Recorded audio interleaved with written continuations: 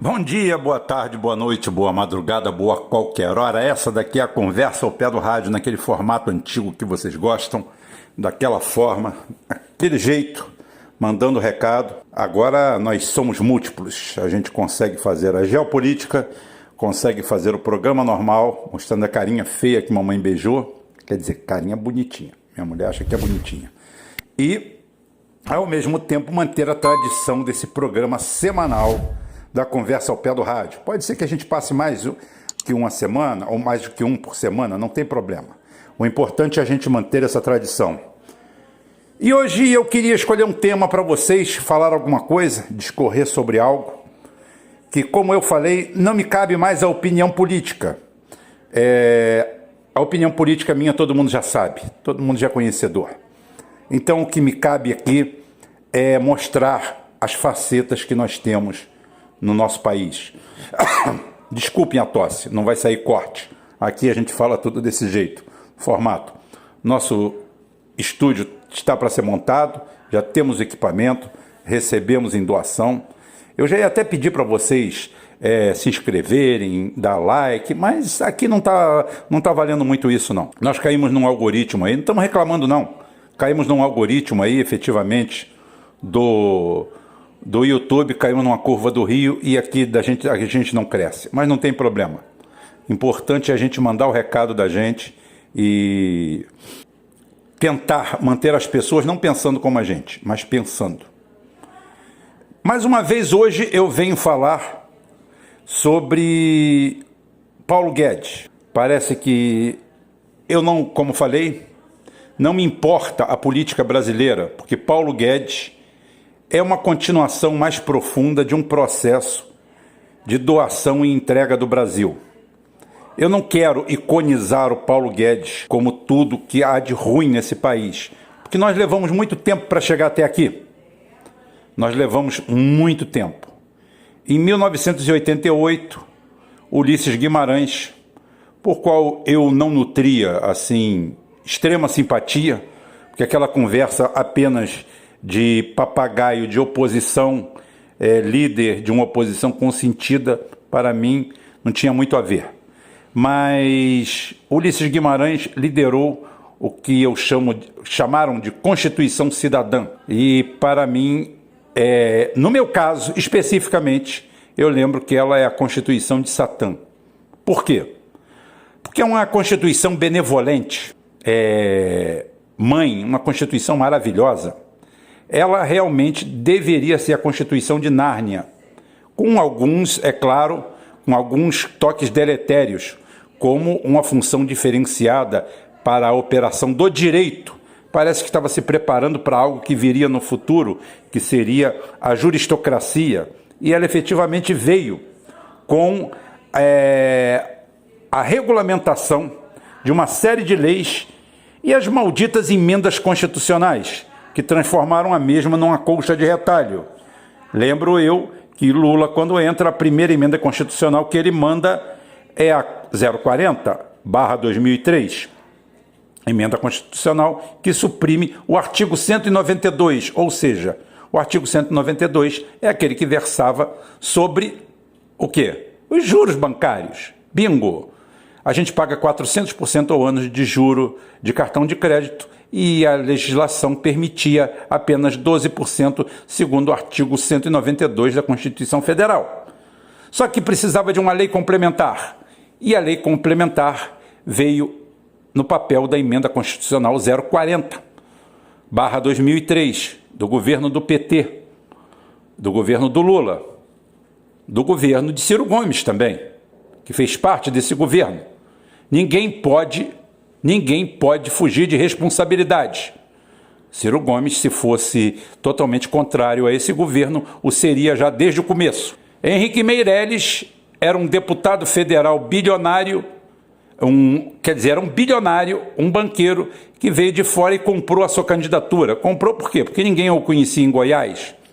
Ele se lançou deputado federal e se elegeu com o pé nas costas graças ao caminhão de dinheiro que gastou. E esse homem do PSDB, pelo PSDB, é escolhido como o czar da economia brasileira. Dos tecnocratas talvez seja o menos pior de todos, mas simplesmente é apenas o melhor bandido da quadrilha, e eu não sofro em nenhum momento de síndrome de Estocolmo. Eu não tenho apego pelos meus sequestradores, eu não tenho amor pelos criminosos, e todos eles simplesmente fazem parte da mesma corriola para mim. Todos eles neoliberais, uns mais, outros menos. Por isso que não cabe a mim satanizar apenas a figura do Paulo Guedes. Paulo Guedes é um velhaco, um ordinário, algo assim pútrido, em especial. Mas ele é o desenvolvimento, o aprimoramento de algo que vem de longe, vem de muito longe.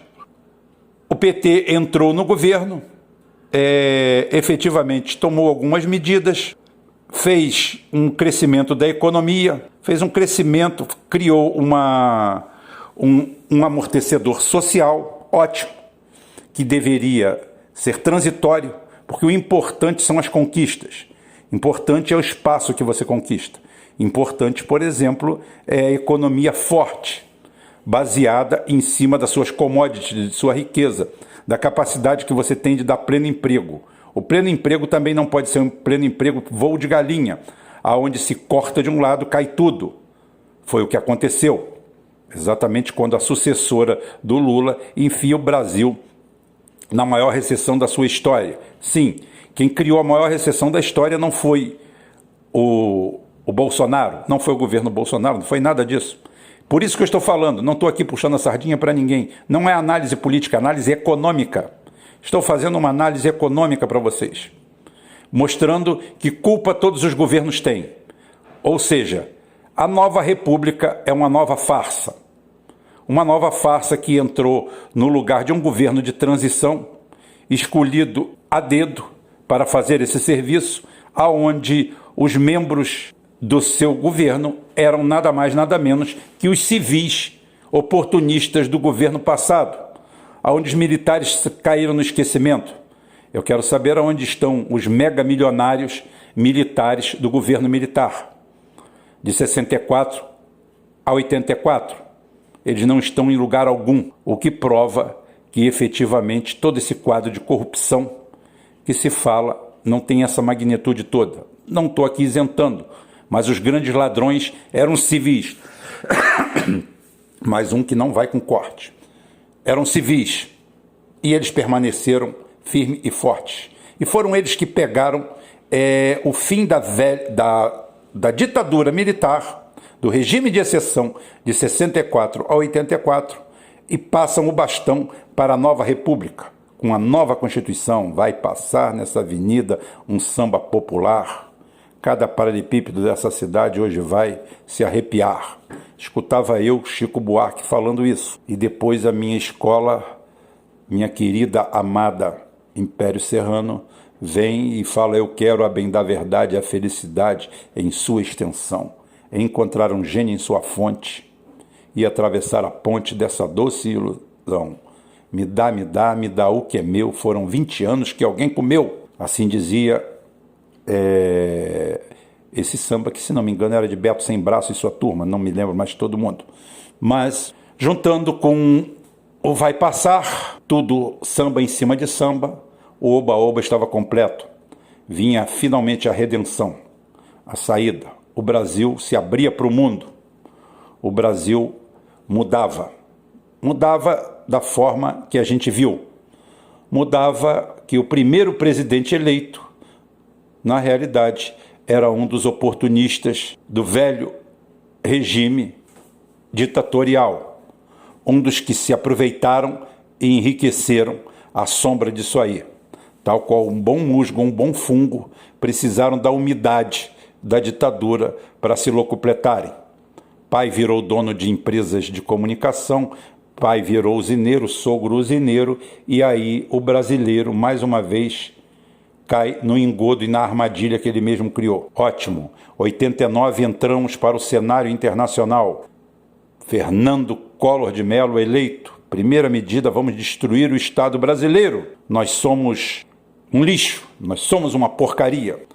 Ninguém se levantou nesse país, talvez para não levantar a bola dos militares, que de 1930 a 1980, a nação que tinha crescido mais no mundo economicamente tinha sido exatamente o Brasil. E quando você bota de 1930 a 1980, você inclui 16 anos de regime de exceção. Então, gente, para não dar o braço a torcer, todo mundo se calou para isso. E fomos nós destruir as nossas estatais, destruir as nossas empresas e as que restaram, fazer um jeito de miná-las, colocar gente do mercado, promover saques, roubalheiras e tudo que nós vimos através dos tempos. Isso é um retrato frio, feio e acabado do Brasil. Entra governo, sai governo, já tiram o primeiro, derrubam o primeiro, colocam o Itamar chega com o MDB, PMDB, o de sempre, sempre no mesmo lugar, sempre fazendo a mesma coisa, sempre sendo o que a gente pode chamar de capitão do mato da elite. Me dá o meu, que eu faço o teu. O trabalho sujo que você não quer fazer, faço eu. Assim o PMDB coloca Itamar Franco, que ingenuamente acredita no Fernando Henrique Cardoso, na sua turma. Fernando Henrique Cardoso, um velho rato de esgoto, um oportunista, um homem que apenas causou vergonha ao seu pai. O pai o via como um parasita, um fisiológico, um oportunista, um cara que não teve condições de seguir seus passos militares e que a única coisa que sabia realmente era fumar maconha e correr atrás de belas pernas e belos traseiros. Era isso que esse parasita sabia fazer. Na primeira oportunidade, se enfronhou pela Fundação Ford e foi fazer o que melhor sabia fazer, entregar o seu país a serviço de qualquer um. Não foi sozinho nessa empreitada, foram outros junto com ele. E assim, esse sacripanta se torna arauto de um plano de estabilidade econômica que nada tem de mágico. Por mais que Ciro e Quetais falem a mesma coisa, nada mais era do que um plano do Departamento de Estado americano para o Cone Sul. O mesmo que colocou as ditaduras, se arrependeu de colocá-las, vendeu o pacote da democracia para todo mundo aqui, estourou as economias de toda a América Latina com hiperinflação em quase todos os países e depois, por último, veio com a mágica neoliberal. Agora vocês destruam tudo que é de vocês, porque nada disso presta. Vocês só vão virar o que nós somos, entregando de volta o que nós financiamos. Recebemos o dinheiro, estamos com a dívida e agora queremos as empresas. Nada mais justo, nada mais legal, nada mais bonito. E tivemos na figura desse canalha do Fernando Henrique Cardoso exatamente esse papel. Pedro Malan e Companhia Limitada, que agora todos viraram comunistas, faz o belo papel, começa a destruição. A Vale do Rio Doce, que tem um patrimônio avaliado em mais de 2 trilhões de dólares, é vendida por 3,3 bilhões, por menos dinheiro que tinha em caixa. Uma das transações, um dos maiores crimes de lesa pátria da história no mundo, ou talvez o maior até aquele momento. Agora temos outros. E continuou o curso disso. Privatizações, doações, tentativa, assodamento, até que acontece o que deveria acontecer. O Plano Cruzado rui, entra o Plano Cruzado 2, em 1998, porque o Plano Cruzado é o 1 e o 2, quando ele quebra a economia e aumenta o dólar em quase 100%. Milhões e bilhões foram feitos de um dia para o outro e ruínas também. Muita gente se arruinou e foi. Veio o choque, apagão, todo. O que acontece? Finalmente Lula chega ao governo e chega com essa máquina. Uma carta aos banqueiros brasileiros, que é, na realidade, a versão petista do que esqueçam tudo que eu falei e escrevi. Pego eu logo pela Petrobras, aonde era a pauta do PT sempre a equidade salarial. Enquanto o PT era sindicato, enquanto o PT era CUT, a nossa luta sempre foi por participação nos lucros, a PLR, a participação nos lucros relativa, que foi uma bomba feita por ACM. A ACM dá direito aos funcionários e depois diz que o percentual deve ser brigado entre 0% e 25%, se não me engano, entre a corda e o pescoço, entre o patrão e o empregado. Sempre o empregado vai perder nessa, não tenha dúvida. Não há regulamentação justa sobre o assunto. Tanto é que o ajuste pode vir a 0%. Muito cômodo. A Petrobras sempre fez das dele e deu mais a quem ganha mais, a quem precisa menos, e como boa economia neoliberal, menos a quem precisa mais. Sempre foi assim. Os operários, os carregadores da riqueza, na participação de lucros, ganhavam uma ninharia e diretores, gerentes ganhavam uma baba. Era assim. Entrou o PT, acreditem, a situação piorou. Foi mais ainda para o andar de cima e o PT transforma os salários da alta direção da Petrobras em verdadeiros nababos, sheiks árabes. Ah, mas eles são CEO de uma empresa. Não, eles são funcionários públicos. Eles estão equiparados a funcionários públicos. Sem esquecer, é claro, que nosso amigo Fernando Henrique Cardoso destruiu a empresa vendendo 37% das suas ações em Wall Street, quando ele foi para lá e voltou, seu secretário, seu ministro voltou dono de um banco e ele voltou com um apartamento em Paris que hoje deve estar beirando os 100 milhões de reais. Nada mais justo para um bom ladrão receber o seu pagamento. Apartamento no Trump Tower, fazenda mecanizada, apartamento para filho, para puta, para filho bastardo que não é filho, para todo mundo. Uma festa. E continua a luta por aí. E a gente desencanta agora. Passamos por Joaquim Levy dentro do governo de Dilma. Isso é só para vocês verem a linha sequencial de tragédia brasileira. É um processo contínuo, não se iludam com pesquisas eleitorais, não se iludam com nada. Façam para vocês o dever de casa, façam vocês a análise política da coisa. Eu só estou dando os meios. E eis que desembarcamos em Paulo Guedes. Paulo Guedes, que não foi ministro czar da economia de Dilma porque não quis. Achou que não era o momento, o governo Dilma estava muito para baixo e ele preferia destruir o Brasil em outro momento, mais propício. Foi ele, Salim Matar. Salim Matar ocupou um cargo lindo, maravilhoso, cargo de desinvestimento, desinvestimento, ou seja, destruição de emprego, destruição da economia, destruição de riqueza, tudo que você imaginar, você tem a ver com desinvestimento. Quando você desinveste, você faz isso. E o desinvestimento passou pela venda de ativos, de tudo que se mexia. E está aí o nosso querido Paulo Guedes. Paulo Guedes não merecia ser fuzilado. Eu acho que seria uma dádiva, uma bênção para ele. Paulo Guedes é o de pior que o ser humano pode ter. Um calhorda, um canalha da pior espécie, um traidor do país. Ele não é traidor do país porque ele não tem país. O país dele é quem manda nele. Ele vive única e exclusivamente para isso. Em qualquer lugar do mundo, eu acho que o Paulo Guedes já teria sido caçado na rua, a laço. E, no entanto, nesse país aqui, ele passa incólume por tudo. Baixou a taxa Selic, estrondosamente, entregou mais de 1 trilhão de reais aos bancos com a desculpa de fomentar a economia. Esses bancos não emprestaram nada ao povo, aplicaram em criptomoedas, em talvez lavagem de dinheiro de quadrilhas e em compra de dólares doados pelo próprio Banco Central. O ano passado foram doados 40 bilhões de dólares. Foram doados por um único motivo: a inflação não baixou, a riqueza não aumentou, empregos não surgiram, a economia estava em baixa, a dívida pública aumentou e nós, ao mesmo tempo, vendemos patrimônio. Mais de 150 bilhões foram arrecadados e o Brasil paga 250 bilhões de juros. Ou seja, não deu nem para o cheiro.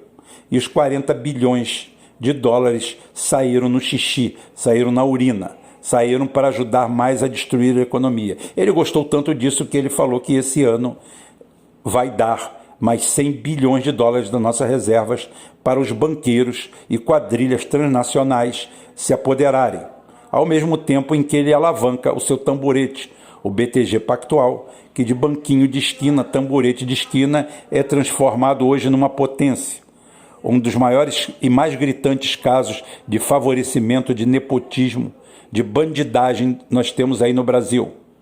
Ainda o outro dia, a SEDAI do Rio de Janeiro foi privatizada. 20 bilhões, ipi, urra, 20 bilhões, o Rio de Janeiro está salvo, ipi, urra. Primeiro que 20 bilhões não dá nem para o cheiro para o Rio de Janeiro. Segundo que quem comprou foi uma empresa representada exatamente pelo BTG Pactual, um caso de polícia.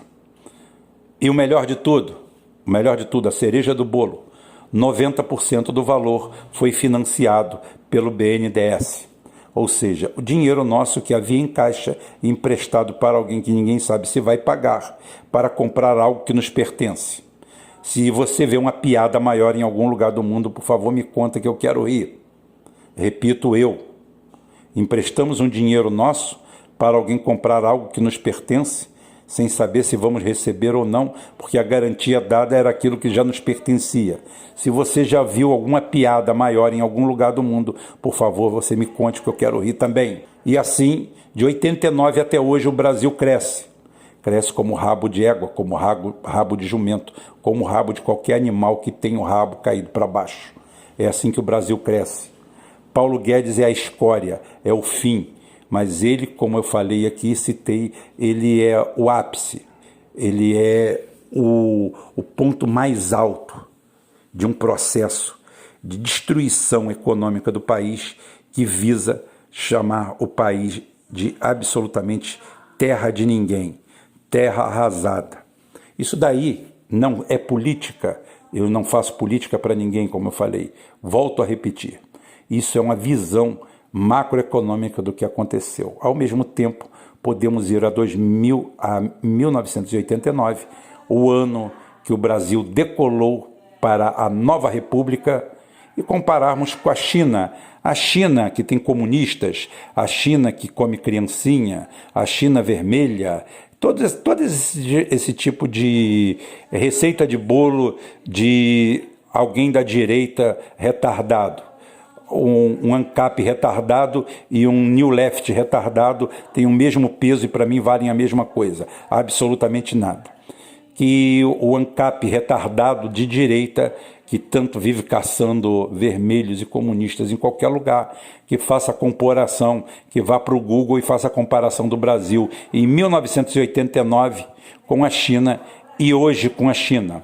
Você vai ver como deu certo o nosso sistema, como deu certo a gente nesse período criar mais 1.700 municípios, como deu certo mantermos 5.700 câmaras de vereadores, como deu certo mantermos mais de 57 mil vereadores, assessores, indicados, 6% do conteúdo nacional de dinheiro distribuído para os municípios vão para as câmaras municipais, porque, segundo nós inventamos, a palhaçada ridícula, criamos 3 poderes no município, no estado e na União. Nós temos 3 poderes em todos os lugares.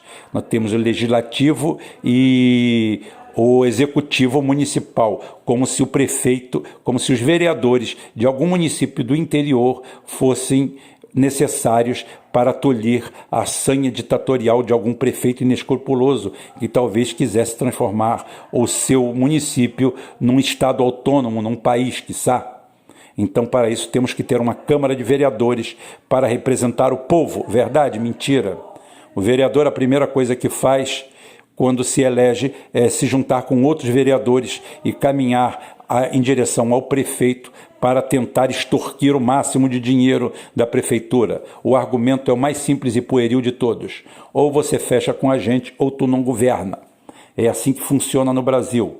Elegemos 5.700 prefeitos e do outro lado elegemos pelo menos 50 mil bandidos para ajudarem a destruir tudo isso. Como se o Brasil precisasse de vereadores para alguma coisa. Basta um conselho municipal com 5 elementos ganhando cada um R$500 por reunião, com 4 funcionários públicos ali para representá-los e está tudo feito. A Câmara de Vereadores é um luxo que nós não temos dinheiro para pagar, mas ninguém vai falar isso, porque já faz parte da estrutura da corrupção nacional, do banditismo na política nacional. Por isso que eu não quero mais saber de política, por isso que eu estou longe disso aí. Por isso que a minha análise é de dados, é mostrando quem é quem e como as pessoas chegam lá. Por todos os pontos, por todos os meios. Desembargadores, 1/5 dos desembargadores são nomeados por deputados em belos acordos com entidades de classe que no Brasil lembram feudos. Temos o Conselho Federal de Medicina, temos a OAB, outros tantos que funcionam como estados à parte. Todos eles empoderados e encastelados na Constituição Federal de 88. A redentora, eu não sei redentora de quem, para mim é rebentora, para arrebentar a todos nós. Em 88 para cá, viemos todos eles, e todos eles passeiam incólumes por aí. Uns com banco, outros sem banco, ou todos milionários, bilionários no andar de cima, enquanto o povo cada vez passa por necessidade pior. A desgraça que se abateu sobre o Brasil em 2015 permanece em alta e continua acelerando forte, apesar de todas as promessas de um velhaco como Paulo Guedes, que a única coisa que quer é se apoderar de tudo, fazer o trabalho que lhe mandaram fazer e sair daqui assoviando como se nada tivesse acontecido. Paulo Guedes não vale nada, Paulo Guedes não presta. Mas ele presta tanto ou menos ou mais do que seus antecessores. Todos eles fazem parte do mesmo projeto. E os outros, os políticos, apenas fingem ser inimigos e se digladiar entre si. Os inimigos de hoje são os aliados de ontem e os inimigos de hoje são os aliados de amanhã. Vide Globo, bolsonaristas, lulistas e outros. Veja, Globo, até o outro dia queriam fechar a Veja, destruir a Veja. E hoje nada disso acontece. A mesma coisa para os bolsonaristas que agora se apiedaram de pobre Israel lá na guerra, mais uma guerra que se avizinha e que talvez possa até dar um jeito nesse mundo, de uma vez por todas. Está muito difícil. Então, gente, esse daqui é o papo de hoje, para vocês terem certeza de que tudo é tudo e nada é nada. Como dizia o grande filósofo popular Tim Maia, o síndico, tudo é tudo e nada é nada, não tem nada mais profundo. Tudo que nós temos aí é nada. Botei os pingos nos is, esclareci e a gente toca o barco. Amanhã a gente está de volta, ou qualquer momento, com o nosso Geoforça aí. Se a Terceira Guerra Mundial explodir, nós avisaremos aqui. Pelo menos os 5.000 seguidores de lá vão poder botar uma melhor roupa e tomar uma garrafa de cachaça que tiver em casa ou de uísque para esperar o fim e os cogumelos explodindo à nossa volta. Até amanhã, se Deus quiser, e Ele vai querer.